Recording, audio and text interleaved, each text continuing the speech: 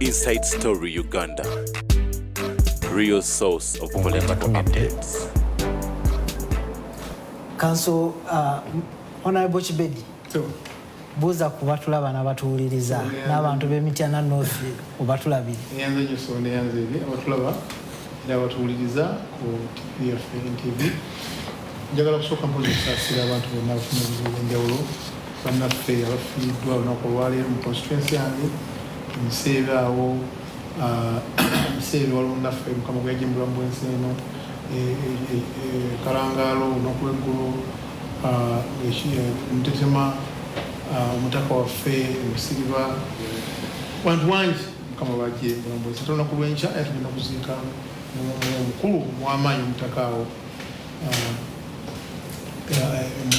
muluka watuba awo onnaffe mukadde waffe Mukama yamujimbula mu bwensi eno naye kitalo nnyo ddala mpozzi n'okwongera okusaba abantu bonna abafunye ebizibu eby'enjawulo yekwase Mukama nannyini byonna yakola ebirungi n'ebibi naye bwe tulina okuddukirako mukadde waffe omutaka w'Engoma olunaku lw'enkya naye tugenda kuba nga tumuteekayo nga Mukama bw'amanyi amagye gaffe n'amagenda gaffe nja kwebaza Ssenkulu Juma Kiya tuleeta mu studio wano okulaba nga twongera eddoboozi ku nnyaffe Uganda netafaayo abantu b'Emityana North batumiddeko nnyo obya ddala ekikandwa Bulera Kalangaalo mukuliko eyo ku mukolo gwaffe ogwa ku Sande mwatuweesa ekitiibwa mwayaniriza abagenyi baffe nali nteeseteese awo olukuŋŋaana olwo olwa Buganda ku Museveni kyo nno kyali kikulu nnyo mwebale nnyo ddala mwampeesa ekitiibwa nyongera okusaba Mukama asasule musira olala tujja kusasula ssente z'ebirango by'abafu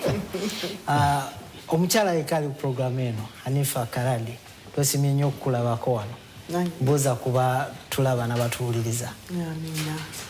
Abatulaba n'abatuwuliriza balamusizza musuubira nti musiibye bulungi era njagala kwongera eddoboozi kusiima Mukama okutuwa obulamu ate n'okusaasira abo abali muno obulumi abatali bulungi abafiiriddwa abantu baabwe nti Mukama abagumye naddala bannakawempe North era ne bannakawempe North mbasaasira nti embeera gye tulimu nga Kawempe North yeeyo etali nsanyufu ate nze nga maama Kawempe North nga lye mwantuuma nkirabira ddala nti tulina okusabira Kawempe North olw'okuba eri mu state of political unrest eri mu mbeera etali ntebenkevu mu nsonga y'ebyobufuzi ng'ate saawa eno kulaba Kawempe North n'ebizibu bye tulina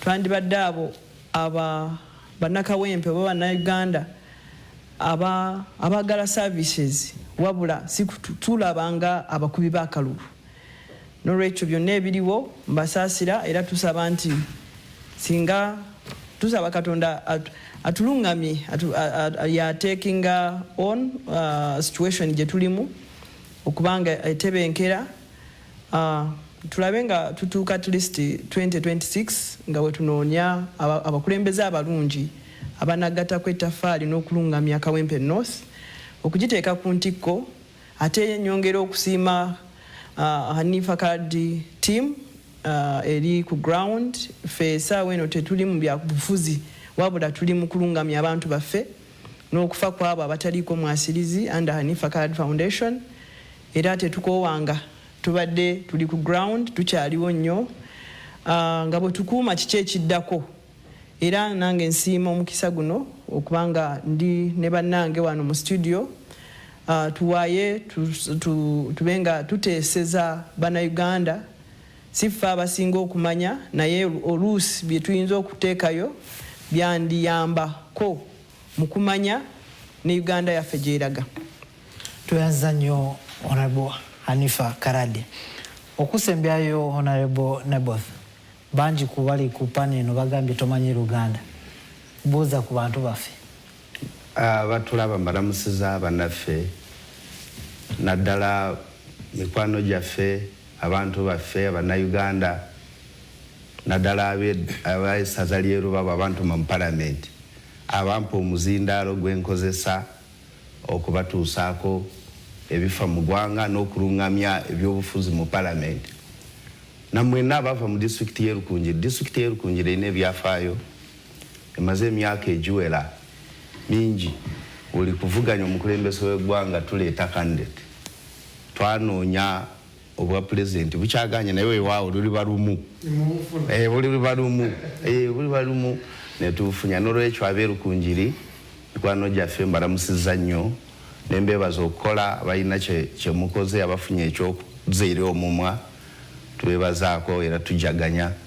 Naamwe abafunye ebizibu tusaalirwa nammwe tusabe Dunda abayambe musobole okubivuunika. Mwebale okuwuliriza. Tuyanziza nnyo abo bantu olwaleero betugenda okunyumya nabo ku ensonga ez'enjawulo ezibadde mu mawulire mu ggwanga. Sagala kumala nnyo obudde kubanga obudde bwatambudde dda. Kanso Mwizi njagala kusookerako ggwe. Waliko mu kibiina ki Democratic Party, wali munnamateeka mu kibiina ekyo. Simanyi oba olwaleero ofunye ku mukisa okumanya ebibadde ku ekitebe ekyali ekyammwe ku Balintuma. Obuvuyo obubaddewo okulwanagana. Lwaki abantu abali ku ludda oluvuganya muganya okukkaanya n'okutereeza ennyumba zammwe? Well, kituufu nali National League Advisor wa Democratic Party. Of course, kyekibiina ekyankuza kubanga ndi Secretary General wa UID n'ensonga endala nnyingi. Era ekyanzija mu DP kyali mu buwandiike.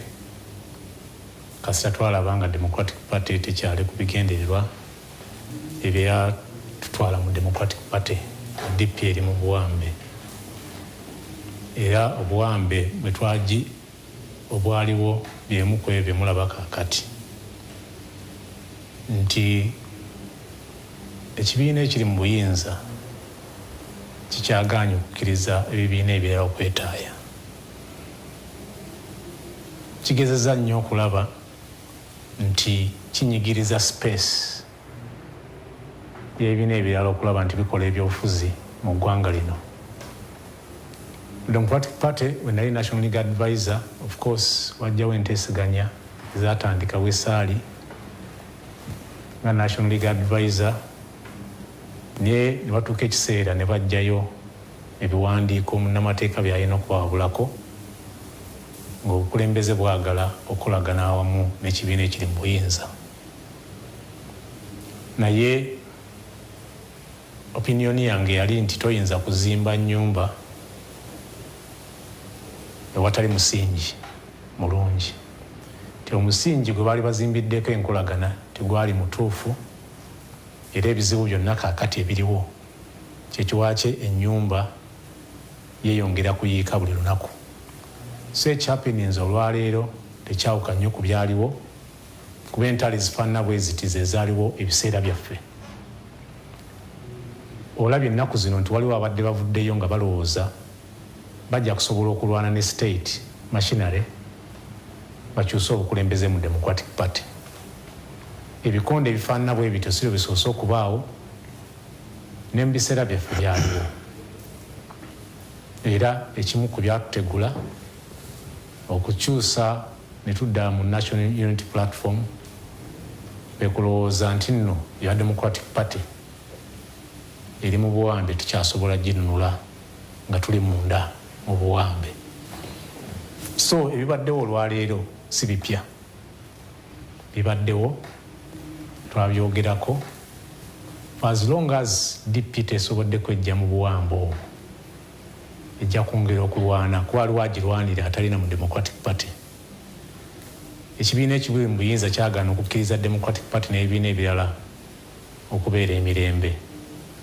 Era n'ekiriyo kyekyo tosobola kubeera nga muli mu kibiina kyekimu n'enzikiriza ez'enjawulo on approach so si kwa ideology. Kuba twaliko mu kibiina kya DP ng'entalo zaffe ziri kwa ideology. Twalinamu ebiseera twalina political abantu bangi abayita mu kasomero ka Uganda Young Democrats. Manyi UID eyali essomero ly'ebyobufuzi ebiseera ebyo abantu ababangulwanga mu byobufuzi etwatuukira mu bukulembeze bwa DP twali very ideological. Ebiseera ebyo entalo ze walabanga zaalingamu ideology issues. Abamu bagamba nze ndi left winger, mulala agamba ndi right winger, nze ndi conservative. Abawuliriza bayinza okuba benyinza okutabatwala mu nnyo. Naye waabangawo clash of ideas. Kyekyo lwaki ekibiina tekyatabanguka nnyo ebiseera ebyo.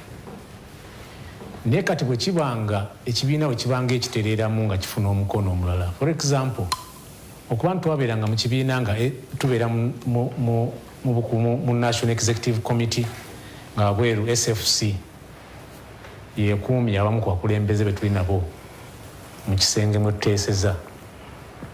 Ekyo kyali kiina kyekiraga gye tulaga. Saawa eno ng'olina omukulembeze w'ekibiina newankubadde ali mu gavumenti naye ng'alowooza nti avuganya omuntu ate gwakola naye. Bw'aba threatened tayinza butayambako bwe yasalawo okukolagana naye. Era bw'olaba ebikonde bwe bigenza okujjira ng'omukulembeze abaddeko the Honorable Norbert Mao yakabeera mu layini emiitinga omu ku bafamire efuga eggwanga lino. Katuweebuuza strategic issues zebadde bawogerako ezikwatagana ku nsonga ebadde egenda mu maaso ebiseera ebyo. Seewuunya bivuddeyo kubanga era kyekimu kyaliwo. On the eve of the elections etwalina ebiseera ebyo eza National Council etwali tugendamu ezijja bazza mabega. Era twagenda okulaba nga meeting ezimu ezivudde mu kibiina ekirala zezivuddemu ebigenze maaso mu Democratic Party. So in short, byolaba bigenda maaso mu DP byennyamiza tewali abyagala naddala ng'oyagala enfuga y'ebibiina ebingi. Naye for as long as strategy ya NRM yakulaba nti wali kibiina kyonna kitereera tukyayongera mu maaso okubiraba n'ebisingawo. Honorable Naboth Namanya, oba oliawo olunaku lw'enkya akakiiko k'ebyokulonda bwe kanaaba kasiimye kagenda kukwasa ekibiina ki People's Front for Freedom certificate yakyo ekikakasa nti kifuuse ekibiina. Nsuubira oli ku saidi ye Katonga mwe mwadduka mu FDC era nammwe mugenda gamba nti ekibiina ekiri mu bukulembeze kyekyabatuusawo okutuuka okuddukayo era ensonga zino mulowooza buli omunaafuna nga obutakkaanya ng'ekibiina nga mutondawo ebibiina ebirala. Webale nnyo Juma, abatulaba njagala mbajjukize omukulembeze w'eggwanga yagamba nti we tunaatuukira 2021 nga tewali wa opposition aliwo. Olwekyo ndowooza kikyamubobya omutwe okulaba nti ate tukyaliwo. So n'olwekyo tageti ye ndowooza yagaana teyatuukira nga bwe yali ajagala agenda okulaba Tuzza, agenda okulaba Nupuweri n'abalala nga we bali. So akyagendera ddala mu maaso okulaba nti buli kibiina ekibeerawo nga kirimu nga kiraga okuvuganya okw'amaanyi agendayo n'akisuubula. So n'olwekyo bwe yagezaako okusuubula ekyaffe kati abamu ku ffe abataali beeteefuteefu okusuubulwa ekibiina kya NRM tugamba no kati musuubule bwe musobola, ffe abatasobola kusuubulwa azifu nti tuli mu dduuka batugule katugende tukole ekyaffe. N'olwekyo enkya tulinze n'amaanyi batuwe ekiwandiiko kubanga kati bawandiika mu kyapa mu gazeeti ne basaba bayina endowooza abayinza okuchallenginga oba kubaako kye beemulugunyaako mu nnaku 14 baleeta ebirowoozo byabwe baba beemulugunye ku kakiiko k'ebyokulonda. Ennaku 14 bwe ziggwako tewali kirala ekijja kubaawo era certificate tugirindira ate kati tetugenda kubanja bubanja yo bayina ogituwa enusi yakubanja emabega babadde batutambuza kanaginaji batuze eno batuze eri emikono tegiweze tunoonya abantu baffe abana promoting ekibiina kukitandika diso gyali RDC abatiisatiisa eyatusayiningidde tukeera enkya omukono yagujjeeyo bamukubidde esimu naye nga naffe nga tetubangwiza natukeerayo ne tubagamba kino tekisoboka kati tutuuse ku awasemba batuwe certificate then tulangirire Ekiddako bannayuganda mu kirinde fe aba Freedom Party nga bwe twagiyise okwanguya okwogera ekigambo ekyo PFF abasinga batawanya kati ntwagala tugiyite Freedom Party nga boolaba NRM abasinga eyo NRM bazibuwalira kati ne bagiyita movement eri wafe bagamba movement boyinza okulowooza waliwo movement ne NRM so Freedom Party for ease of talk bwe tugiyita so olwenkya tufune ekiwandiiko ekinatukiriza tutandika okutalaga ebyalo nga tuwandiisa abantu baffe nga tunoonya obukulembeze tulina ebizibu nti abantu bafe abamu bali mukomere ruzira omuli omukulembeze waffe Dr. Besigye naye tulwana buli mbeera yonna esoboka eri mu mateeka tulwana bwezingirire okulaba nti afuluma ekintu kyaffe tutandike ffe tugenda mu maaso era bannayuganda mutulindirire essaawa yonna tuleeta ekintu ekyenjawulo tetuliwo okulwana ne bannaffe ab'ebibiina ebirala ffe tuliwo okulaba nti tuleeta gavumenti endala eyawuka ku tambula NRM gyetambuzamu eggwanga otyo tweyanza nnyo Honorable Namanya kakati Honorable Karade buli omu ebibiina bino ebikonagana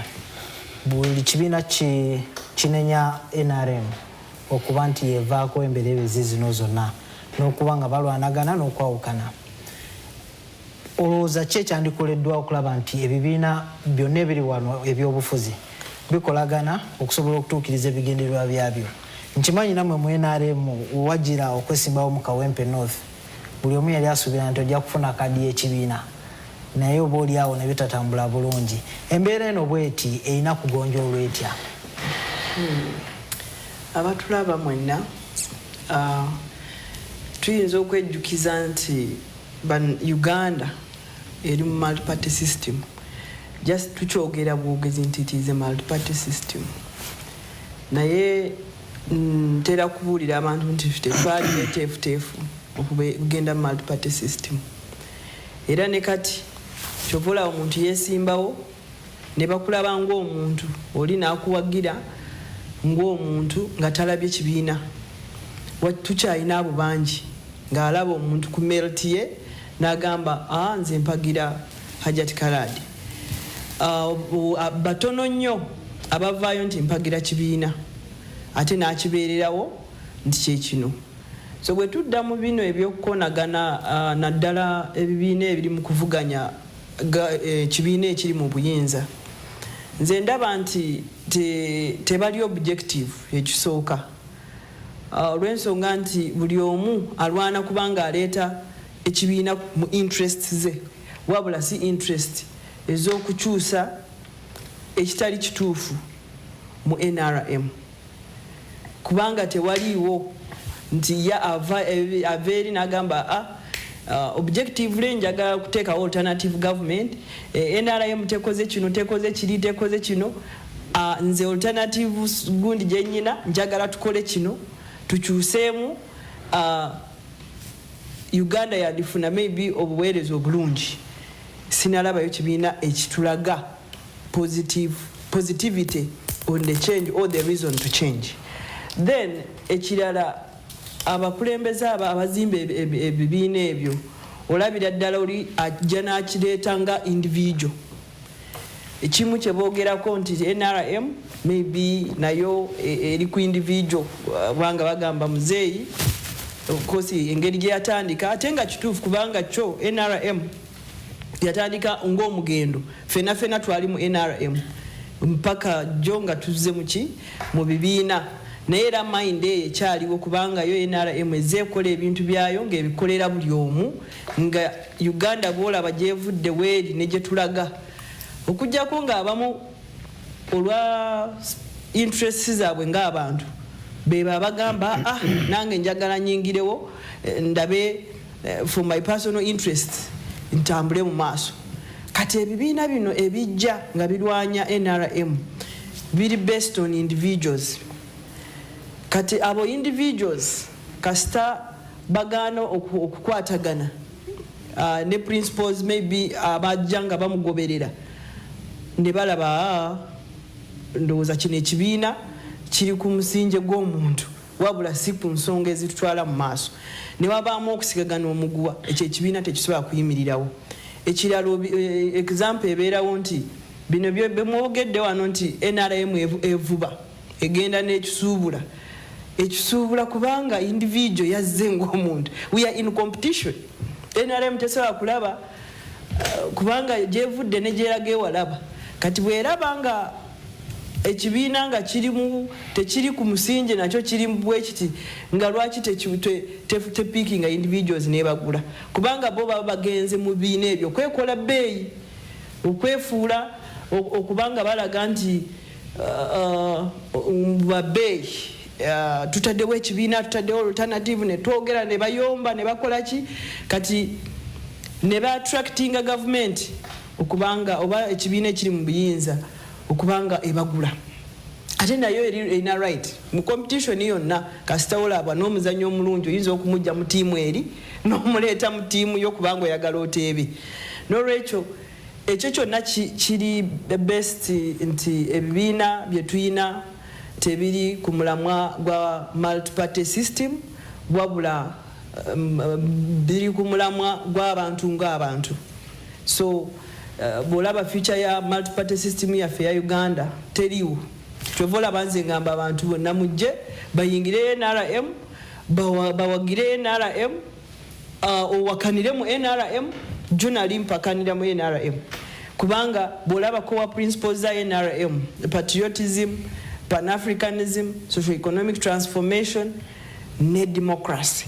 Kati mu byobululu obyamu nga tuli mu byobufuzi mu byobululu akawayira ako aka democracy era kena yesimbako luli nga ebintu tebitambudde bulungi naye within my party nga ndwanira nti ekibiina kyange principle gye yateekako erina okubanga eba observed erina okubanga eteekebwa mu nkola kati ffe nga bakaders bwe tugiraba ate ne tugisiriikirira ekibiina kiba tekirina future. So for the continuity of the NRM of NRM as a party there must be abantu abo abamu ngaffe abavayo ne bagamba wano wakyamu wali wano wakyamu tutereeze bwe tuti era kati NRM yamanya ensobi naddala mu Kawempe North engeri by election gye yatambula ne flaga yaffe ya NRM era right now ndimu NRM ndimu kugitereeza era Kawempe singa tetudda mu bijina emivuyo egirimu eja political unrest manyi by election and what NRM saawa eno Anifa Karadi ne tiimu yaffe ne tiimu ebadde zenga egezaako okukonsolidatinga egezaako okuzza obumu egezaako okubanga eraga bannakawempe North tuve mu bintu bya politics bya obufuzi wabula kiki ekizibu kyaffe kiki kyetwetaaga Kawempe North yetaaga services teyetaaga nti tuddemu kati saawa eno efuuse apparatus y'obululu honorable ensonga ze Kawempe tugenda zituukako ajati naye kati njagala kutuukirira omubaka w'Emityana North ng'ate wa NRM ne jo wano yategese emikolo egy'okuzza President Museveni mu Buganda. Lwaki mwefunyiridde okumalawo opposition si mu ngeri nti mugisinzizza amaanyi naye kugigula na kuvubayo bantu baabwe okugezako ogimalawo mulowooza nti eno engeri yokka gye mugenda okukuza multiparty politics? Mpuliriza bulungi nnyo submissions za bannange era nazo nnungi naye wantu tulina ebintu bisatu. Ekisooka tulaba nti democracy ali at play. Ekyokubiri tulaba competition which is very very healthy. Ekyokusatu tulaba vibrancy ebibiina ebyenjawulo n'okukkiriza nti mazima ddala they have a right mu ggwanga lyabwe Uganda. Mu demokrasiya abantu baweebwa obuvunaanyizibwa okusalawo wa nawo ki kye balina okuba nga bakola naddala mu nfuga y'ensi eyo. Bw'otunuulira bannaffe bano bonna bali mu kuyaayaana okulaba nga batunda ebirowoozo byabwe eri bannayuganda babigule basobola okubeera nga batuula mu ntebe. Muganda wange mulidde bulungi agamba nti PFF Freedom Party ng'agamba nti bwabadde ava yeyanjula gy'ava ale nti abantu beeyo bagezeza okuyaaya n'okulaba nga bafuna obukulembeze naye luliba olwo tayawukanye na ssuubi naye nga ayita mu makubo agamanyiddwa okufuna obukulembeze. Ssemateeka wa Uganda agamba nti mu lunyiriro olusooka Article 1 of the Constitution states that power belongs to the people. Amaanyi gali mu ki? Gali mu bantu. Era naddamu ssemateeka n'agamba even after 5 years there shall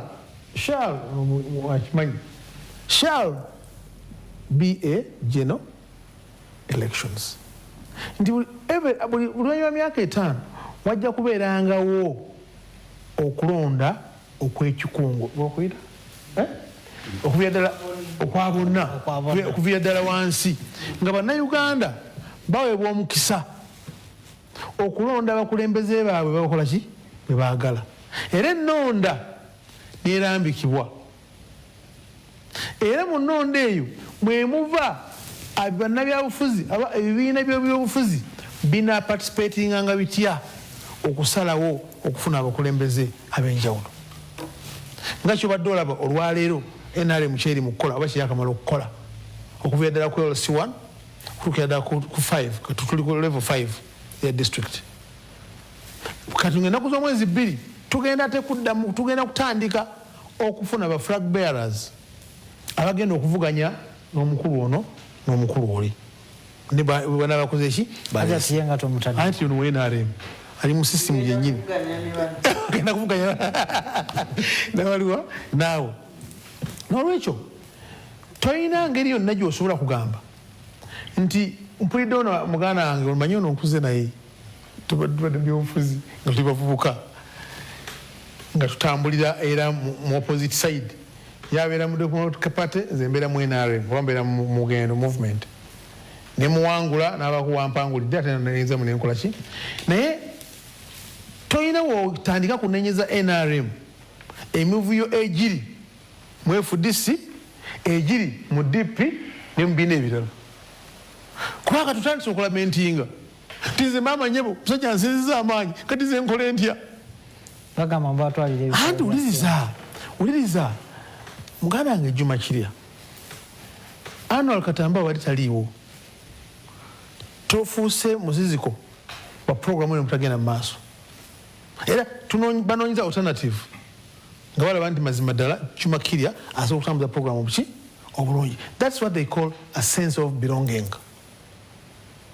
Gwe omutima gukutadde okutuuza ku ntebe eyo gwe mutima ogwa bwannannyini gw'okwagala program TV yo NTV yo omulimu gwo kakati bwe mbanga nze nsobola okujja ne manipulatinga systems zizo nenziyingiramu nenkola kye neetaaga kitegeeza tonnaba kutuuka wali wennyini woolina kumanyiza bantu kusalira kwesiga. Lwaki gwe mu Democratic Party lwaki oyomba nti NRM enyingiridde lwaki mu FDC ekibiina kinnemye okwogera PFF lwaki ayomba kubanga awadde obujulizi ku lutimbe nti demokrasiya akola era nakakasa n'atugamba nti newankubadde baddemu hurdles so kiri olunaku lw'enkya agenda kufuna certificate avuganye kekabonero esitampu amaze okubamu sitampu nti eggwanga Uganda litambulira ku musingi ogw'amateeka ne mu musingi ogwa demokrasiya. Kakati gw'olina kunyweza lwaki nze siraajana nti abasajja babano aba DP batuyingidde mu NRM When you pick at it, okay. You can have it there. It's why you watch a cat of Walero. What is the name against Okulaba? Engage me at the Muchiri. The Shimi day. Nasaro agenda agezeka walala. Ochegede nabatula banangi. Nojo sagala muntu adde wano ku lutimbe lwa TV mu nsi yonna ng'etulaba. Otandika okunenya NRM nga bwe disorganize ekibiina kyo nga gwe wennyini tosobodde kwefaako mu makaago. Kitegeeza nti olina obunafu bw'olina okutereeza okusobola okuyimirirawo ng'omusajja oba ng'omukyala mu maka. So, ensonga yonna egambibwa nti NRM eriwo okudestabilizinga parties ez'enjawulo ekyo si kituufu ne kyandibadde nga kituufu era kikkirizibwa. Kulwaki? Kubanga nange njagala kusigalawo emyaka gyange nsigale nga nkyakulembedde. So noonya amagezi gonna okulaba nga nyimiriddewo. Ffe tuli mu constituencies zaffe ez'enjawulo ova kwogera noga nti nategese omukolo bannange nadde nteeka omukolo nga balaivozi bange bagusabotaaginga. So kiri naye nga nze nteekedde okusala amagezi okulaba nga bawutubiitinga mu muzannyo ogwo. So olwokuba nti basobodde succeedinga nze nembeera nga ngenze mu maaso nasukkulumye bagenza okumaliriza okulaba bati akasajja sibu kamutawaana batubetumanyi nga nze nakoze eki nampiseewo. Nokyo those are tactics ezikolebwa okulaba nga buli muntu yenna awali competition, because tukize tugane nti in multi-party politics it's about numbers whether you like it or not. Asinga abantu obungi the one who takes the day. Kati gotosola there's no problem. There's no, because kubanga uliriza wali musajja muyivu fena abaliwa inako oli musajja muyiga muyivu oli muna mateeka akalunja kalombulire nti kabeera excellent. Golozo omusajja yateekateeka okulonda mu nsi yonna abazungu bennyini gye tuva takugamba nti akalu kali excellent kali very good kali good kali free and fair. Ushagebe kati ngamaliriza abatulaba ne mukulu abali mu studio nti it is high time now buli kibiina kibeere ne principles zaakyo kiziremereko kizigoberere okusobola okulaba nga kiprotectinga all the interests zekikola zekiina nga mu NRM bwalaba nti yeegamba nti nze nsigala wano kino sote genda eyinze okukola nga nkola ki nga nkontinuinga n'obukulembeze mu Uganda. Tuyanziza nnyo n'ensonga eyo. Kakati ku Monday ya wiiki eno omubaka wa Kawempe North yalondebwa kooti yasazizaamu okulondebwa kwe. Hajati Karadi gw'omu ku baavuganya mu kulonda okwo oli mumativu ne Nambibi yatwala mu kooti n'okutuuka okusazibwamu kwa Nalukoola era yalagidde okulonda akakiiko k'ebyokulonda kategeka okulonda kuddibwemu mangu ddala. Singa okujulira kwa Nalukoola nako kwongera omusazaamu ng'omubaka omulondo wa Kawempe North oneenyigira mu kalulu kano akanaaba kategekeddwa. Abatulaba ddala bana Kawempe North ne bana Uganda bonna okutwaliza awamu ensonga zaffe ez'e Kawempe North nsonga ngumu olwekuba nti zitadde Kawempe North ku state of political unrest. Zitadde Kawempe North n'abatuuze mu mbeera y'okubalaba ng'abalonzi wabula siba citizens abo abeetaaga obuweereza. Kubanga bw'olaba ttaamu eno gye tulimu eya 2021 2026 tubuzaayo bbanga ttono nnyo tuyingire ate mu general election eya ttaamu of office endala. Ffe nga bannabyobufuzi kyaba kibe of course ne tujja ne wabeerawo by election oluvannyuma lwa member wa parliament okufa. Kati eyo by election era nayo bw'ogiraba yaba mu time entono naffe ffenna twali tugiraba nti era anayingira parliament tagenda kumalayo emyezi 8 oba ebbanga eriyinza okumuwa akadde n'afuna kyakolera bannakawempe North. Kati era ne by election emaze okuggwa byonna bwe byatambula nze nga yali mu kalulu kennyini era tebyatambula bulungi. Si kunze nzekka naye ku bakandidates bonna akalulu konna tekaaba kalungi. Kiwaaba ne kiwaabirwa era bonna tuyinza okugamba nti omu bw'ayitawo n'akusinga amagezi n'agamba kampaabe era akwesibako n'afuna ensobi.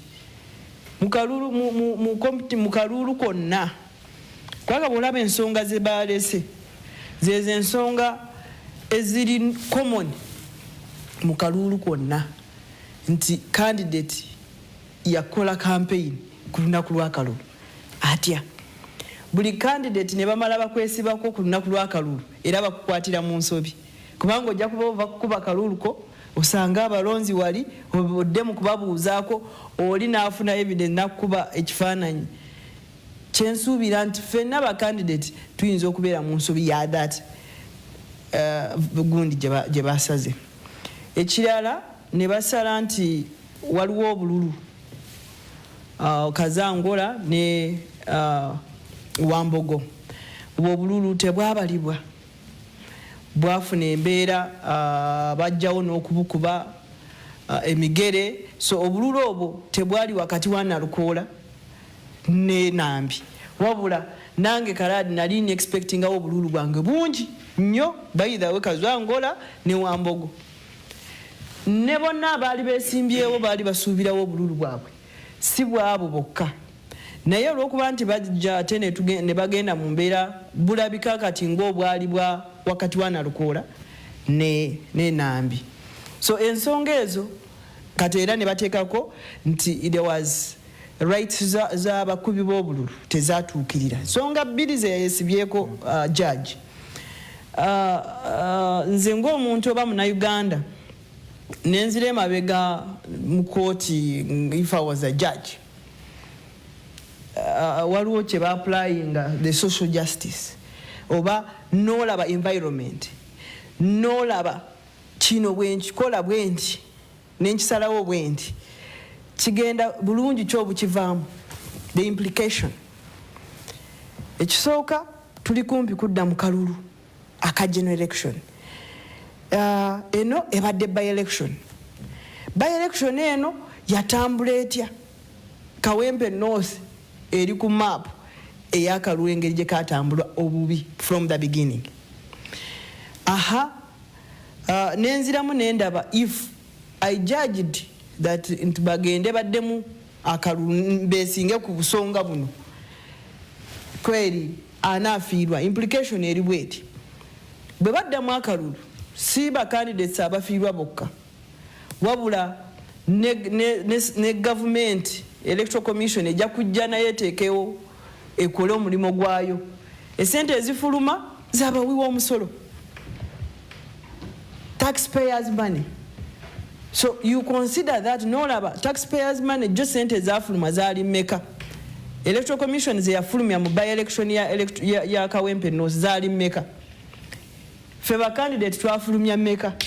Bannakawempe North abakubi b'akalulu bayita mu ki ate batere badde mu kalulu akalala akaddako.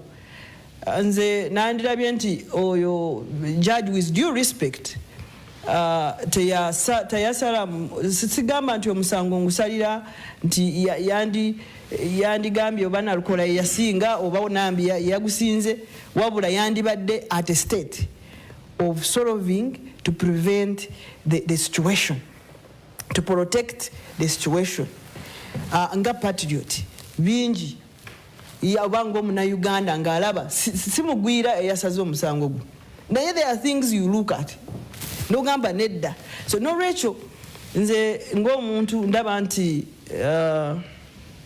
whether the court has its right to make it okukola gundi judgment yayo but waliyo lawyer ajja kuba atubuulira there is that kawairo judge okulaba situation n'agamba no kangusale in favor of the public interest oba protection of the public. So oba ombuuziza ekirala nti in case by election ezze ngenda kujja, ekisooka nze saawa eno ndi mu kwetegekera 2026. Bannakawempe North ensonga zaabwe saawa eno si kukuba kalulu wabula beetaaga services. So ndi kubateekateeka kubajja mu mbeera eyo gye baluddemu emyaka almost 25. There are no services in Kawempe. Lwaki waliwo gap wakati wa central government ne omuntu wa wansi we Kawempe North. Kyovola bamvaayo nemba gamba nti maze okuzuula ekyo njagala nnyo olugogo kulusaawo bannakawempe North banunule. Hajati ngenda kusala ekirimi njagala gendako ewa council Kayizi.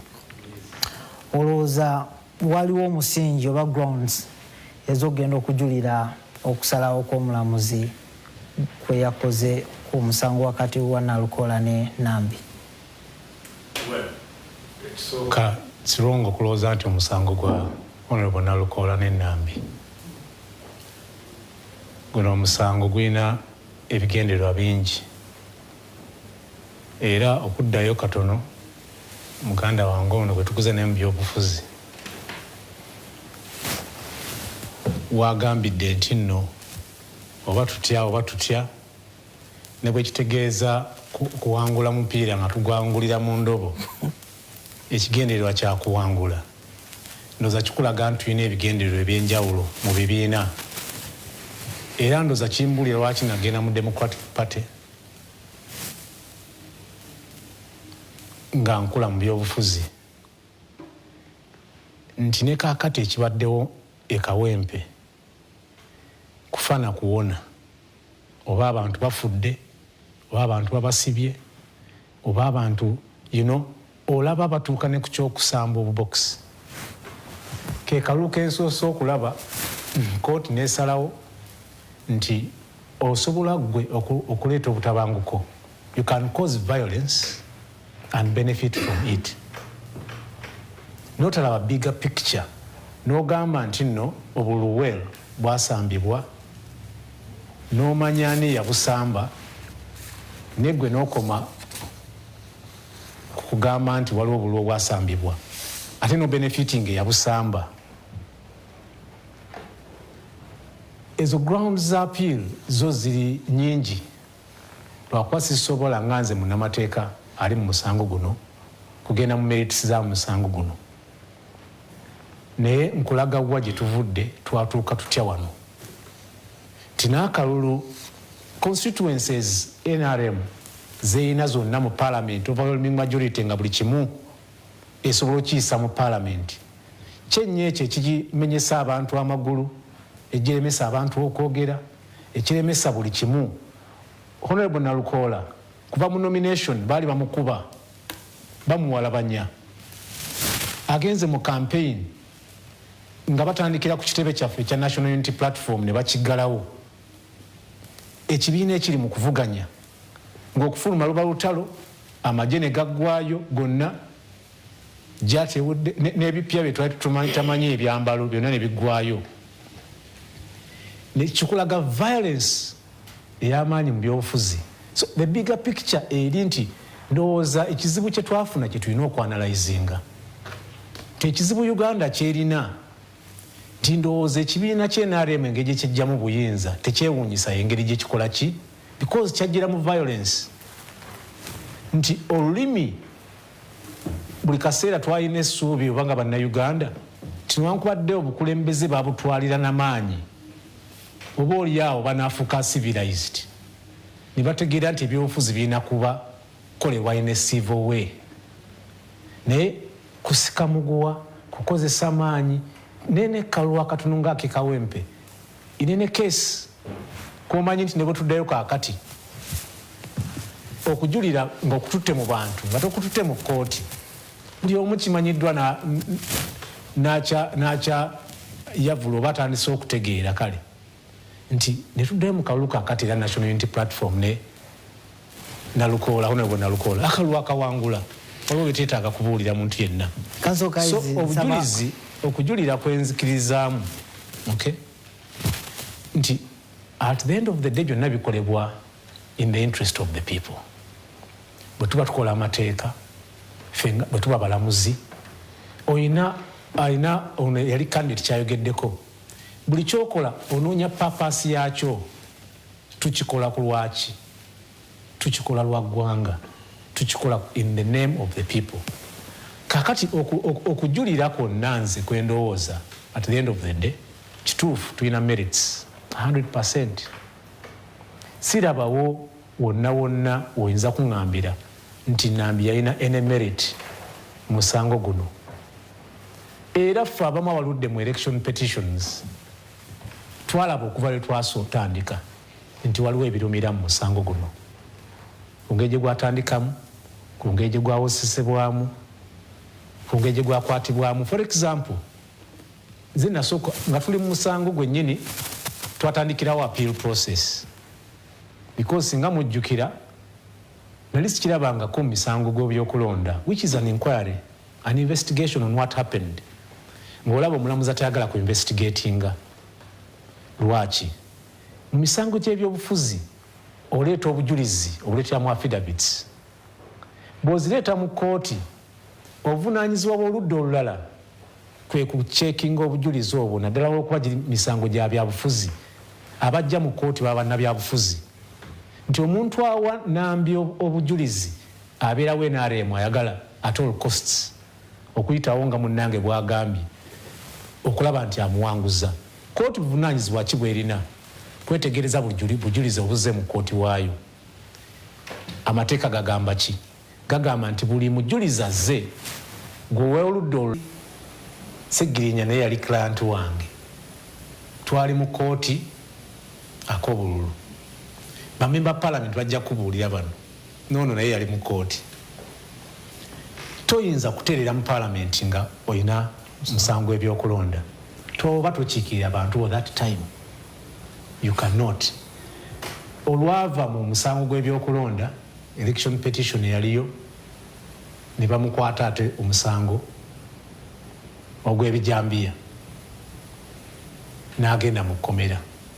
Memba wa parliament waabwe bwe yali mu kkomera n'alwalirayo nti ne we twamufunira bail gundi olw'obulwadde teyawona paka lwe yatuvaako, ne wabaawo by election okugezaako kunaaza ku bannakawempe amaziga n'obakubagiza. Kati obakubagiza kwe kulaba nti bafuna omubaka kati gwe beerondedde nabo bakiikiriweko waakiri emyezi 6, naye bannakawempe ne bavaayo ne balonda omubaka waabwe. Waakiri wandibaddewo ku nsonyi. Kyekugamba nti ekizibu eggwanga kye lirina kwe kuba nti tumaze emyaka 4 nga tulina obukulembeze obutalina nsonyi, obukulembeze obutayinza kukwatibwa kisa, obukulembeze obujja okusalawo ntujja kuba mu bukulembeze mu mbeera yonna. Waakiri waleme kubaawo omukulembeze we tutali. Kyekigenda okubeera Kawempe. Lwaki? Nti Kawempe bw'ogitunuulira mu mateeka twafayirinza appeal. Kitegeeza era bye batuvuga ng'omulamuzi ono bwe yatuvuze kiri kye nakugamba okujulira okwasooka omuyinza okuba temwamanya. Nateekayo because na raisinga gundi nakola application ya leave to appeal at that stage ku nsonga eyo nga ngamba kooti nti decision gy'okoze ogaana obujulizi buno ffe tubuweeyinge nga gwe kennyini tukulaga olinga adetermininze petition eno because omusango gwangulibwa ku bujulizi era kituufu kyekyabaddewo. Kooti yagambye nti buno obujulizi obumu temwabuwakanya. Kooti yatugaana obbawakanya ng'etugaanye okuyita twagigamba twagala abajulizi bonna 3 tubaanike. Ekisooka tewali yateekako national ID, bali faceless. Twagala wakiri ojja olabe nti waliyo omuntu ddala eyasayininga obujulizi buno. Ne ku 30 bwe twagisaba yatulonderamu nti kankuwemu 10.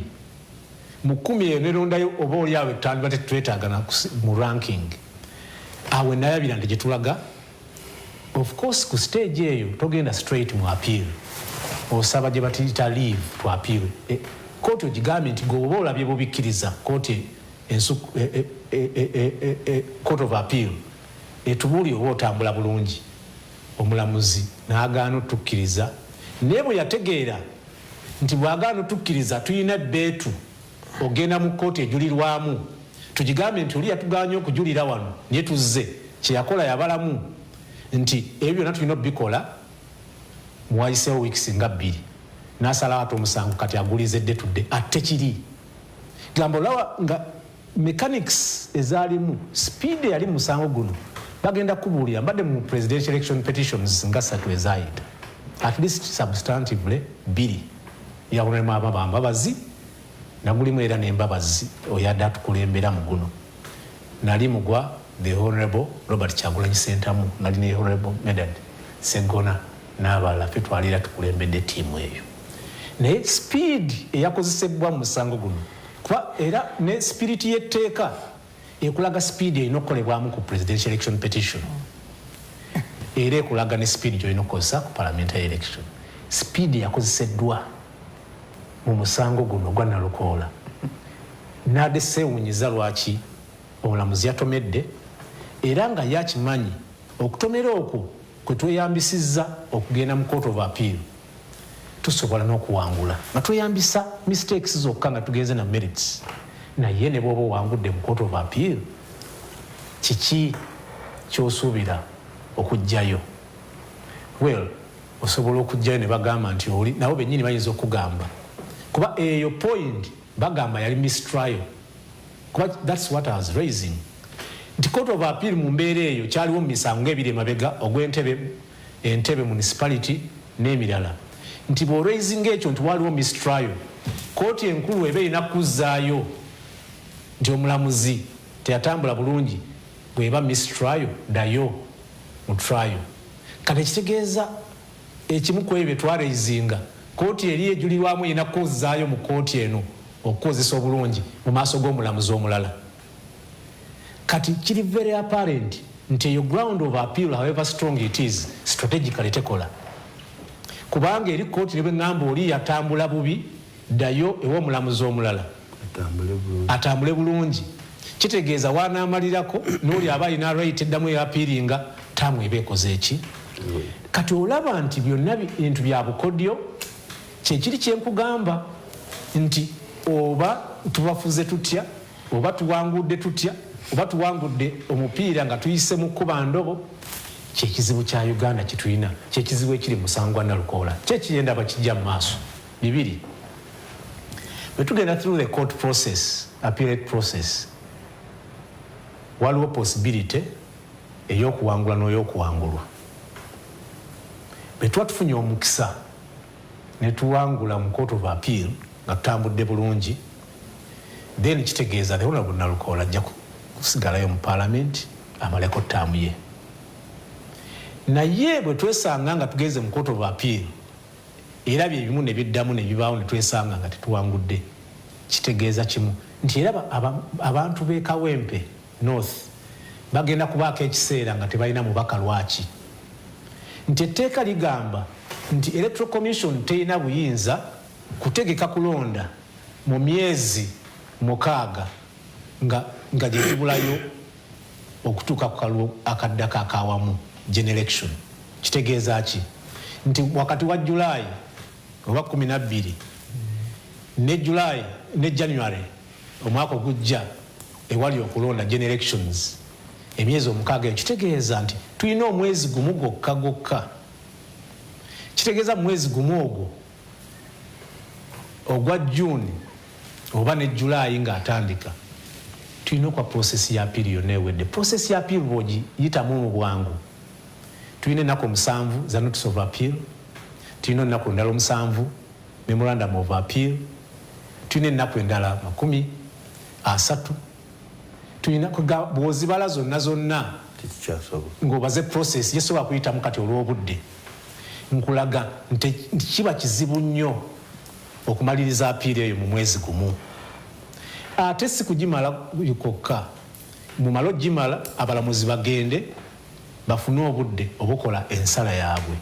So kikulaga ki nti short gye tukoze ya appeal yakuwangula lwaba Nakawempe bakubaako n'omubaka bwetawangulira bannakawempe tebagenda kuba na mubaka ebbanga lyonna. Nekyekireese ekyo kwagala n'akatono akasigaddeyo ka constituency akamu ba bad loser nti wakiri ffenna tufiirwa ekiri e Kawempe nti omwana wakiri bamusalemu okusinga National Unity Platform okuwangula Kawempe North, which is absurd. Kubanga ebyobufuzi tubikola lwa ggwanga. Nekira kikulaga ti institutions ziddala zino zikola lwa bannayuganda. Obuzibu tubulina ne institution gye tugamba executive arm kubanga yeekulembera abalina violence mu mateeka. Twalaba e Kawempe nti abalina violence mu mateeka abambala ebyambalo ebya security benyigira nnyo mu violence oyo. Byebimu bye twali tutwala mu court tukomplaininga. Naye kati bw'okomplaininga mu kitongole ekirala ekiramuzi nti checkinga ebizibu ebyakolebwa ettabi eri executive nabo ne bashayinga awe from oba checking then munnayuganda addukirewa. Wabala nnyo Kanso Muyizi. Kakati Honorable Namanya, wiiki eno twalabye omukulembeze w'eggwanga ng'aliko ekiwandiiko ky'asoma ne mukyala we babadde ku mukolo gumu ogw'omuwala waabwe ogw'eddiini ne bagamba nti beetondedde ng'obukulembeze bw'ekibiina ki NRM beetondedde Buganda n'eggwanga okutwaliza wamu olw'ebyo bye basobeza ku bannayuganda n'abantu ab'enjawulo. Olowooza okusinziira ku bigambo bya Muyizi nti baagala okuwangula buli ekibajja mu maaso baadhi ya bad losers okwetonda kuno kwabaddemu ensa oba kwabadde kwa kutuukiriza mukolo? Neyanziza naye omuntu bwe yeetonda abakkiriza nti alina byasobeza era kyandibadde kya bugunjufu nti ne mumuddiramu. Naye yabadde mutuufu kubanga kati Kanso Muyizi byava okwogera bano gavumenti yavuruza akalulu k'e Kawempe. Eyo nsonga nkulu nnyo kubanga kati deliberately government under executive ye yaleeta amagye yaleeta jati mu kalulu k'e Kawempe. Kati neeremesa abantu b'e Kawempe Honorable Kalada akyogedde tubi akalulu n'ekavuruga bano baaliwo nga balaba gavumenti yaliwo ng'eraba. Kati n'olwekyo bye yakola okulemesa abantu ab'e Kawempe okubeera ne democracy okukola ebintu ebituufu okubeera n'omubaka kati wuno bamugyeyo nze sikiraba nga kano by election y'e Kawempe ejja kuba mu byafaayo era basoma ebitabo abasoma amateeka ndowooza bajja gisomako kubanga kati eyavuruza akalulu ate yeyagenze mu kooti. N'olwekyo yabadde mutuufu President Museveni yabadde mutuufu okujja yeetonde. Ndowooza eky'e Kawempe nekyo kyamususeeko nga takikiriza nti asobola okukikola asobola okuvuga emmamba n'azivuga mu bantu ate akalulu bakawangula mu bulungi. Ono Hanifa we yalondera ku Kyebando Church of Uganda Primary School we nali ne Honorable Nsanja nga tukumya akalulu era yansangawo saawa nga 5:06 we yalondera. Candidate wa NRM Nambi yafuna wenzijukira polling station emu yafunako obululu 24 naye nga Nalukoola ali mu bululu 18. Kati bwe bamaze okusala omusango abantu b'e Kawempe bonna benyamidde tewali ajaganya era ne bwe bakaddamu leero NRM teyinza kuwangula kalulu k'e Kawempe tesobola. Dynamics ezibawanguza mu byalo tize ziri e Kawempe ne bagamba twarana tebikyali. Gavumenti eno yejja mubinza gwe yasanga yenkana nange either yafadda oba takyasobola kugenda kulonda wanga ngenda mu myaka 5 emaze emyaka 4 emyaka 9 omuntu nga ali myaka 9 either aba yafadda oba bwaba wali takyasobola kugenda mu kulonda tabimanyi bigenda mu maaso. Naye generation eriwe y'e Kawempe ebyo tojja bibabuulira baagala buweereza Hajjati akyogedde. So n'olwekyo bino bye bafuruza eggwanga ne bafuruga omukulembeze waffe Dr. Besigye ali luzira ku misango egitategeerekeka yagenze mu kooti okufuna beiru ne bamugamba bino biina naye tujja gifuna naye nga eteekawo eriri ligamba omuntu bw'aweze ennaku 18 mu kooti mandatory teeka alina okufuna bbeeyi nga temunaleeta bujulizi. So n'olwekyo bw'abigattagatta bwe babigattagatta Pulezidenti Museveni alaba bimususeeko nga tekyalina kyakukola wabula okugenda kwetondera tibananga ekimala ebintu binsuseeko mu nsanyi wenzuuno naye kati kyalina okukola kati okugamba banayi sina kyakukola nze entebe ngitadde sikyasobola akazito kayitirivu naye ekirala okumusonyiwa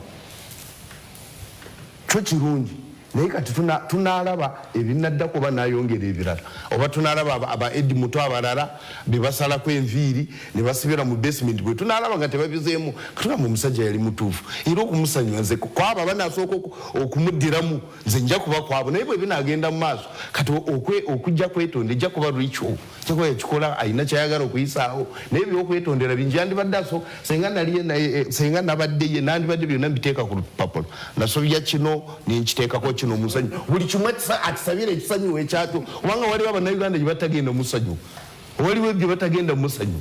Honorable Kibedi gwotera okubeera n'omukulembeze olumu twakulabako nga mwogera ensonga z'emmwanyi omukulembeze kituufu yeekubya omutima yalabye ng'anyigiriza nnyo bannayuganda oba banyiiziza nnyo okutuuka okwogera ebigambo ebyo era kati gwamumanyi nnyo olowooza yakijje ku mutima oba bamusomeseza ekiwandiiko nga naye takyetegekere? Nze ndowooza nti ekisooka kya buntu omuntu okwogera n'omuntu munda era ffenna abali wano tugenda mu masinzizo ag'enjawulo okwongera okwebaza Katonda okwongera okumusaba bituba twagala n'okwongera okumusaba okusonyiyizibwa bwe tuba nga tulina kyonna kituba tukoze oba kyetulowooza nti in the course of emirimu gyaffe gye tukola ng'abantu tusobola okuba nga tulina otambudde bulungi. Ekyokubiri tuyinza okuba nga nze ndaba kyenkola kituufu naye gwe Juma ng'olaba si kituufu. So mu nteekateeka eyo wadde ndaba nga kyenkola kituufu gwoyinza oba nga enkola yange togisiimye kya buntu nti wemba nyina bwensobezza olw'obulungi bw'entambula n'okubeera obumu kino kisonyiibwe. Takugambye nti nsonyiwa ku kino naye agambye bw'oba nga waliwo ensonga yonna mu kutambula kwaffe kwetambudde ffenna bw'olina bw'otasanyuse njagala okole ki onsonyiwe. Kyolwekyo enjogera eyo tetegeeza nti omuntu alina omusango naye kya buntu. Mukama Katonda omuntu gwe yatonda nga ali emmere ng'atambula n'abeerawo tebakugambanga nti ali ku kiki ku kinne waakyo kuba ne Katonda atuwa ebbanga n'atuwa n'emyezi n'atuwa n'ennaku mwe tumusabira okutusonyiwa kubanga nabbozi ayinza okuba nga atambula naye nga tamanyi nti mu kutambula kwe alina gwe yakubya amazzi avuga emmotoka yenkuba etonyi so kiri naye musajja wattu avuze ebirowoozo bidduka agenda kuki ku NTV naye nga bw'avuga emmotoka ye alina bw'asamulidde amazzi abatatambulira kumpi naki naye tategedde kati kandi bwemba nga nyina ensobi gye nakoze nga saategedde oba nga simanyi nsaba nsonyiibwe olw'obulungi n'okutambula kwaki kw'eggwanga lyaffe. Ekyo ebintu bingi saagala ensonga eyo tugibeereko nnyo tugimeze obw'ebintu. Nze nandibadde ndowooza nti kyekiseera abantu okwakomodatinga each other n'ebirowoozo byaffe nti bwemba nga ntambula naawe mu kutambula kwange naawe waliwo we natambula obulungi wenatambula obubi naye we natambula obulungi siimawo wesaatambula bulungi njagala okola ki onsonyiwe. Ekyo kiri nakyo nolwekyo for continuity eyokulanga eggwanga ffe lifuna emirembe enjogera eyo nkulu nnyo eri eggwanga lyaffe era ndowooza nti buli muntu yandibadde afuna akaseera akoogera ne banne ne munne ne banne timunange nno omanyi wano bwemanga nyina we nasobya yatutambule bulungi kubanga njagala nze mbadde ne kanso mwezi ebbanga lyonna tukuze ffenna so ki simuvumanga otanvumangako naye waliwo nange we nali musobeza waliwo eyansobeza tumanya atuyite tuli mugambi okyegedde atuyite tuli mugambi alimu kati kyoninga kyogamba nti wamufosinze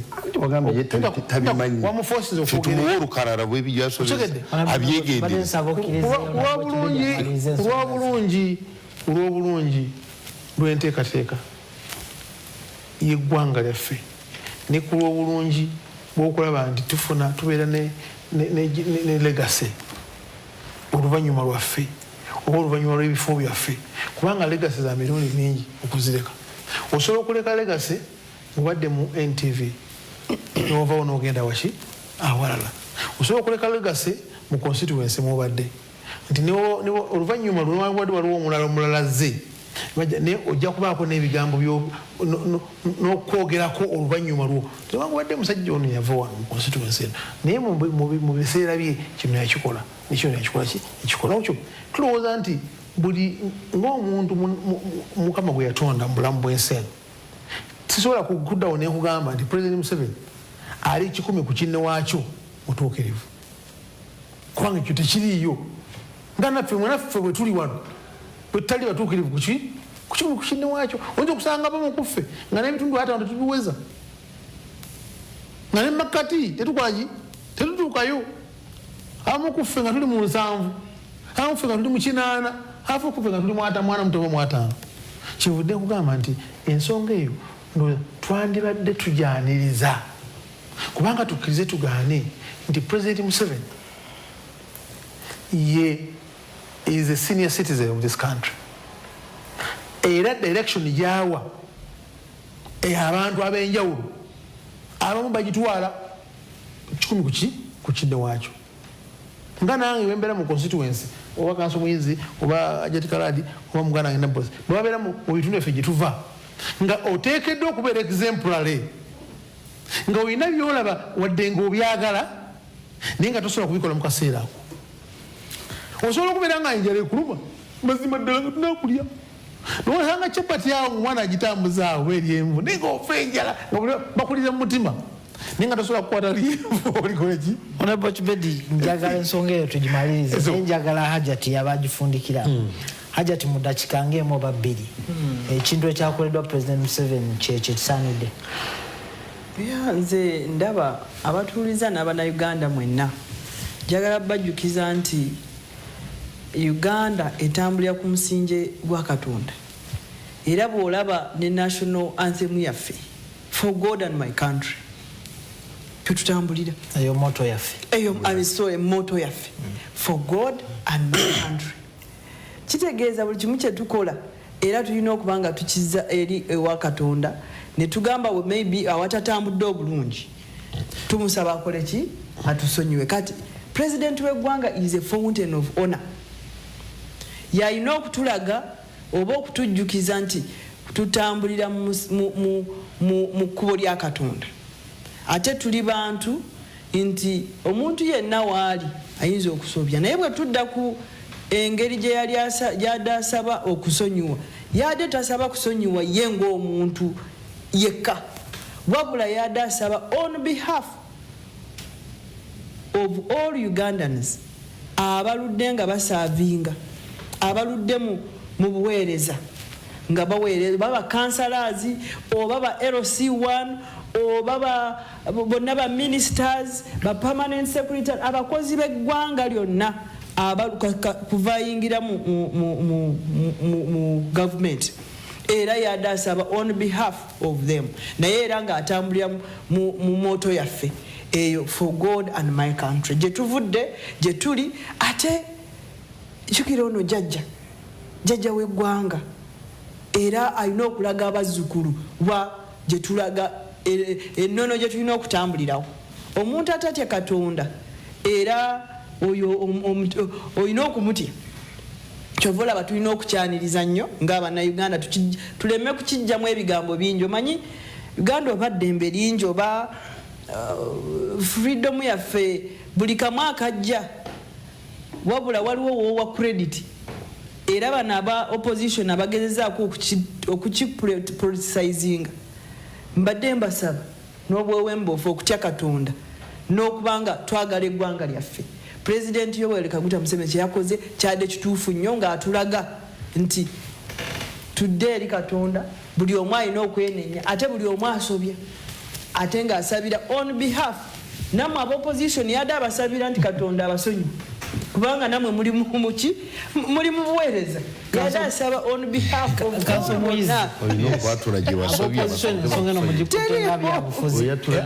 awo wennyini nsonga ya byabufuzi okujjako nga tututebudde kusoma President Museveni wolabira kino kungulu.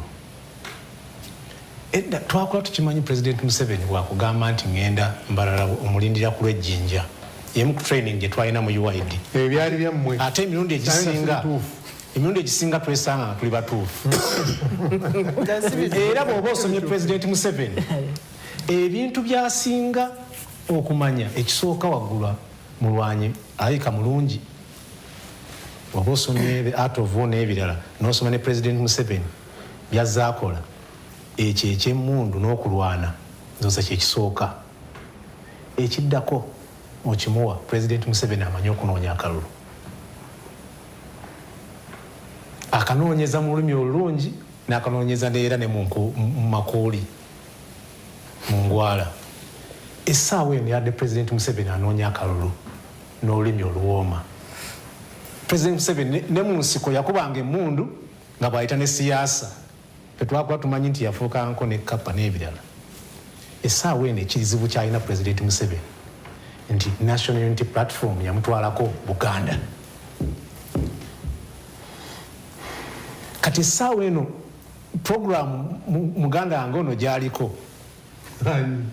gye muliko mmwe era gye bakulembezza y'omu ku abo be nalabye nti komyawo Buganda.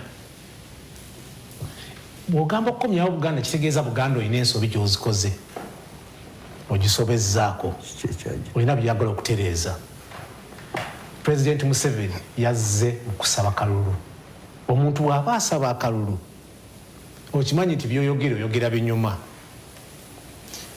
President Museveni okwetonda kuno yaba agezaako kulaba yekamu ku kakodyo ke baatugambye akogezaako kulaba nti bakomyawo Buganda. Mu Buganda NRM eddemu okukola ki? So kabadde kakodyo ka kunoonya kalulu. Omanyi ne bw'oba omuntu akwana omukazi nayako kakodyo kali waliwo mukwana omukyala era omukyala ajja tubuulira buli omu ajja n'ebigendererwa bye. Waliwo ajja n'akwagala ayagala kuba na mubeezi mukwana alina mungi, omulala anoonya bunoonya kiki kyayinza okujja ku mukazi oyo gye bali. Kaakati President Museveni yabadde akomyewo kootinga Buganda. Buganda gyakootinga kaakati ku 11th hour gye isolatinga mu gavumenti eno nti bw'otunnya gavumenti ezivuddeko emabega n'olaba ne gavumenti eno gye yakola ku luno yali very clear, I can do without Buganda. Kati ndowooza yazuukuse n'akimanya naddala ku 11th hour nga bano bamugambye nti Buganda tugenzeeyo ate kituufu tubeera nabo nti ne bwe tunaakola tutya tulina okukyusa strategy. Okwetonda kwa President Museveni yadde strategy yakuddamu kufuna buli mu Buganda, si lwakuba nti yabadde yenenya ebyo byakoze. Olunaku lweggulo yaliko amyuka omukulembeze w'ekibiina kya NUP mu Buganda Mathias Mpuuga yatongozza ekibiina Democratic Front. Simanyi oba kyeyubudde mu Democratic Alliance naye yagambye nti batuusiza ekibiina ekigenda okukwata ensonga y'ebyobufuzi mu ngeri y'ekisajja kikulu nti abaliwo abalwanirira enkyukakyuka mu kiseera kino mulabika muli mu byammwe. Honorable Namanya olowooza era n'asaba nti agenda kukola ekisoboka okulaba nti wabeerawo enkolagana wakati w'ebibiina ebinoonya enkyukakyuka. Nammwe mweteekateeka okwanjula ekibiina ekipya lwakuba temunafuna biwandiiko. Olowooza enteekateeka Honorable Mpuuga gy'azze nayo erina kyegenda okutaasa okwongerako naddala mu kuleeta enkyukakyuka gye mwagala nga bannabyabufuzi abali ku ludda oluvuganya? Honorable Mathias Mpuuga yakoze bulungi ku lwange. Omanyi mu Uganda abatulaba tuyina abantu ba mirundi ebiri. Bw'osanga omuntu aba awakanya gavumenti ali mu opposition, owokubiri ali mu gavumenti wa NRM, bantu ba mirundi ebiri. Kati ffe ab'oludda oluvuganya ekyobuli omu okutanga bwe muba muyiga, omu n'agamba katunoonye amafumu, mulala n'agamba tunoonye emiguwa, mulala n'agamba tuleete embwa, bonna obeetaaga teri gwogoba. Wabula strategy eyawuka, waliwo agamba nti eno ensolo gye tulaba yeetaaga fumu, waliwo agamba nti tetwetaagisa ddala embwa zimala, omulala ayinza okugamba twetaaga emiguwa. Kati n'olwekyo Mathias Mpuuga bw'aba yabadde naba abeetaaga amafumu, ye n'agamba kanoonye emiguwa nga gye yarabye, oyo tumwaniriza. Wabula ekyo twetaaga ffe ne kanso muyizi, ffe okulaba nti tetuzanya kifiiriza, tukolera wamu, aleeta ababaka, Nuupu ereeta ababaka, Freedom Party ereeta abaayo, FDC gye ereete, buli omu aleetebwe. Senga mu palamenti omwo amuli Honorable Kibedi twali tuwera waakiri 205, senga embeera si bwefaanana kati. N'olwekyo omwaniriza genda atange abeeko gy'akola kasita tasobodde kutambula ne bano abayina ideology ey'abanuupu nga teyasobodde okutambula nabo. Kyaninkoze bubi senga yagenze mu NRM babwendaba Kasai yasigadde ku side yaffe, tumwagaliza birungi byereere, agenda ategeke n'ebibiina ebirala bikyajja. Wabula kyetusaba abeere n'omugongo ate nga bwe natandise, ate tebajja enkya ne bamusuubula. Kyekizibu kye tulina wano, kubanga ate Mathias Mpuuga talina gy'alina okugenda. Omanyi ebibiina by'obufuzi wano tebikula, ebizibu bye tulina tebikula. Oveeyo n'otuuka mu palamenti n'osangamu abagenda mu edda ba Mathias Mpuuga, mwena ne mubeera babaka ba palamenti ku level eyo. Kati ye yabadde leader of opposition, yentebe esingayo obunene muffe aba opposition. Kati talina okudda emabega, alina okunoonya obwa president, naye obwa president buli ring fenced, kati waliwo abwetaaga. Kati n'olwekyo gye yagenze tumwagaliza kati atagende mu maaso, ategeke, ffe tutegeke, aleeta ababaka. Ffe olaba kati President Museveni Buganda yaganye kati strategy yagenze mu north, kubanga akimanyi Buganda historically bw'eba egenze Buganda tedda mabega, teyina n'omulundi gwe yali egenze neekuba enkyukira. Kati yagenze tekyali mu NRM, era kizibu nnyo jizza. Kati Mathias Mpuuga Buganda agende akole n'amaanyi, aveeko agende waffe, agende Mwankoli, agende mu Kigezi, Buganda agireke. Kati ye anoonye strategy endala, agende mu Kigezi, azze Kigezi ajongere ku Buganda, tujongere ku Busoga, aleete enkole oba leeta awalala, olabe tujja kuba kawedde nga tusobola okukamalamu within no minute. Naye obuzibu obuyinza okubaawo nze bwennengera ate okufiishinga mu Buganda awali olwedde liberated, wanga olwedde Nuupu yamaze okukola ki okukwatawo. Kati ate tagenda mu Buganda, ajja kuba talina kyakoze, yanoonya ebitundu ebyo. Agende Mwankoli, agende Mwankoli eyo wabi nnyo, agende Mwankoli. Kati bwagenda mu Buganda era ekyo kyaba ajja kuba tukoze bubi. Oba agende mu North, katugende eno n'eno tutaayize tugate ku Buganda. Buganda yo yamaze dde eyo tugimanyi. Aba Nuupu era basiimira ddala eyo mwakimaze ne Busoga eyo kyawedde. Kati tunoonya tuzeeko Ankole, tuzeeko Kigezi, tuzeeko Bukedi, zindi ekintu tukitwale mu maaso tugende. Ne bwafuuka president nze sirina mutawaana naye, kasita tuba tugenda mu maaso ku nsonga ey'okununula bannayuganda. Kanso Mwizi, omukulu ono Honorable Namanyi agambye nti ayagala okulaba nga Honorable Mpuuga agenda mu bitundu ebyenjawulo. Naye bw'otunuulira omukolo ogw'eggulo, abantu abagubaddeko bwenza okulooza nti babadde mu sako y'emu, bava mu DP, SDP, kakati saawa zino balina enkolagana ndowooza ne Democratic Front. olowooza munaatuukiriza ebigendererwa byammwe ng'abantu oluvuganya nga mulowooza nti mugenda kwevubamu obuwagizi nti nja genda mu nuupu olwaleero nzijeyo, nuupu naye ejja genda mu PFF ejjeyo, ejja genda mu FDC ejjeyo, naye nga NRM yeesigadde nywevu, abantu baayo tebasagalasagala. Bakuyita kemeterwa mmeme. Saagala kemeterwa mmeme kubanga nina challenge emu.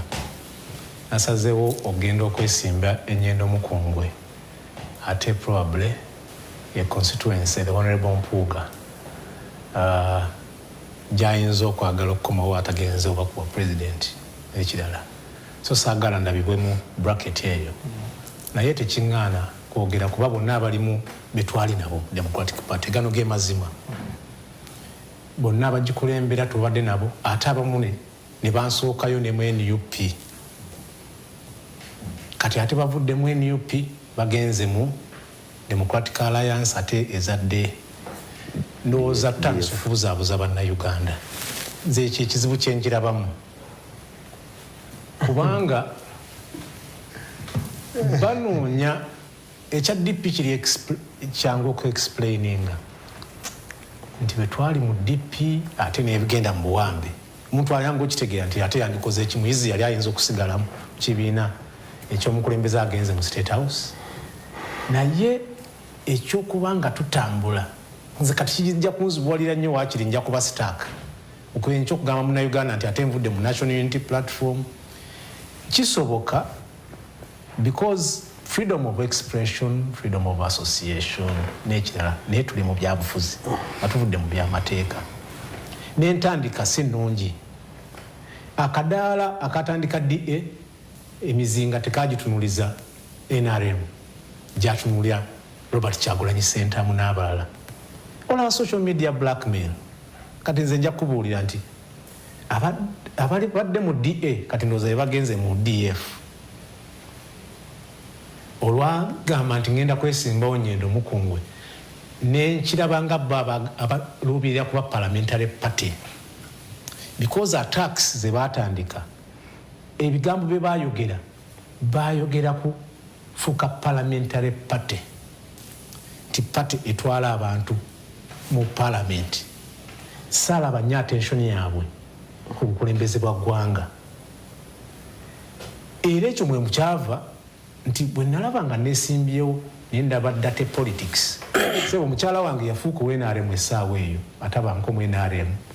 Mukyala wange ne bamukuba ne posta aba DA nga bali open si bino nti weekwese ne bakuba nti muyizi munaamwesiga mutya mukyala we nga NRM ne bakuba posta otwalira obudde okuba posta n'oteeka akabonero ku NRM n'okateeka ku mukyala wange atalina kakati mu byabufuzi yeesimbawo ko nga independent abanko wa NRM. Kiki kyandaga the bigger picture kyandaga nti tutandise kwekuba kati bajja nkwatakinga muyizi ali mu opposition olw'okuba ali mu position gye baagalamu nabo okutwala mu parliament. Ekyo kigenda kuhapeninga wange nzekka, kigenda kuhapeninga ne mu constituencies endala mu Buganda. Era we nsupportingira muganda wange kyayogedde era kyensuubira ne Freedom Party okukola nti bw'olaba nga opposition ekyali entono erina weefunzizza tewali nsonga lwaki naawe attention gy'obaako kubanga bw'onaagendayo ojja kukemetererwa emmeeme ti ne muyizi gw'obadde otambula naye ng'alabika bulungi bw'obulwa kyonna ky'omuteekako ekikyamu omuteekako ng'ebyo bye nkugambye kitegeeza tugenda kweyonoona. Kyekizibu ekiri kye twandigambye freedom of association, freedom of expression newankubadde weeri naye kigendererwa ki kye tuliko nti olabyewo program gye bakolaga nti fetulumbye Karamojja era byonna obirabye bibadde wano biri wano abantu beebamu singa bazze nga bakozeewo ekiri kye banenya NUP singa kibadde on principle ne bagamba nti NUP mugaanya okukola twabakwasa omulimu bannayuganda babeesize nti mugenda tutwala mu gavumenti naye mugaanya okukola mu Karamojja mugaanya okukola mu Kigezi tetulowooza tulina strategy ekola kye mutasobola kukola. Oluvannyuma kwazi strategy ze tulina nina omukisa nti nze ndi secretary ku secretariat gye tuyita unity and diversity era twaniriza ebibiina byonna unity and diversity erimu ebibiina byonna. Dr. Paul Kawanga Semwogerere yagirekawo ng'entabiro y'ebyobufuzi. The idea was from bano bonna ba political leaders ekimu ku ebyo waaki nkyogerako abamu benda ba mu DA betwali nabo ku mmeeza nga tugamba oba mu DF tewakyaliwo kyetaagisa creatingawo organizations empya. Bwe ndaba omuntu y'omu nga twamala retreat yonna nga tugamba nti ekyo si kyekizibu kya Uganda, bibiina by'obufuzi ebingi si kyekizibu kya Uganda, nga namulabye omu ku bakulembeze y'omu agamba nti tuleese Democratic Front oba Democratic what from Democratic Alliance, ntandika kakati namwesiga ntya n'okukomawo musembeza ku ntabiro yaffe. So problem gye nkirabako, let's not look at Honorable Mpuuga n'ebizibu byalina okuva mu National Unity Platform. Tutunulye message, tutunulye style, wetwogerera kakati.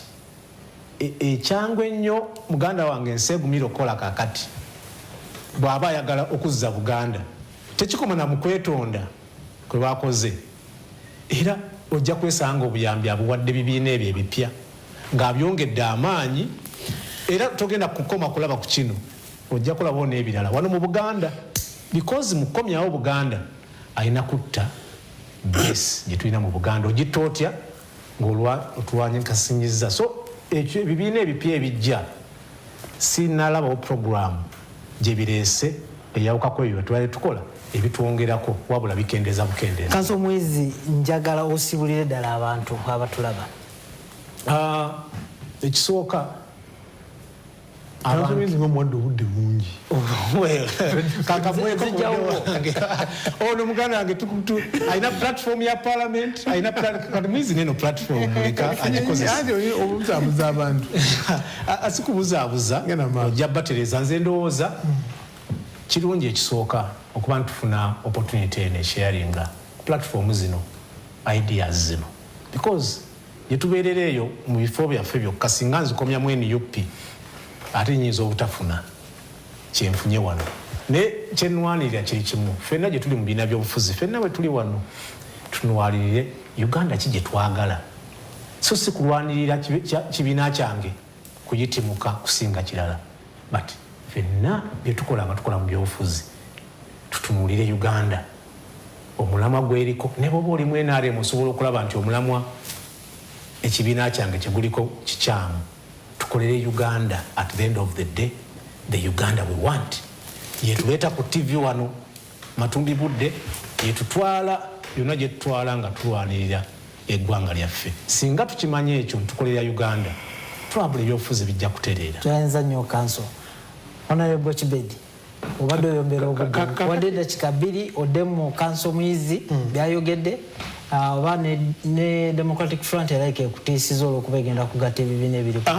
Ate nze ndi musanyufu akamwezi kaleero okulaba nti ekiiso bwe kibadde kitunuulira nga NRM atabulatabula ebibiina byabwe ate nga si NRM batuwadde obujulizi obwenkunala nga bo bennyini be balwanagana. Muyinzi tannaba kugendako mu NRM, yavudde mu DP. Otegedde n'agenda muki Mpuuga tannaba kugendako mu NRM, yavudde mu DP n'agenda muki mu NUP, n'ava mu NUP n'agenda muki mu kirala. Nabbozi naye atubulidde bulungi engeri gye bazze nga beeyuwula.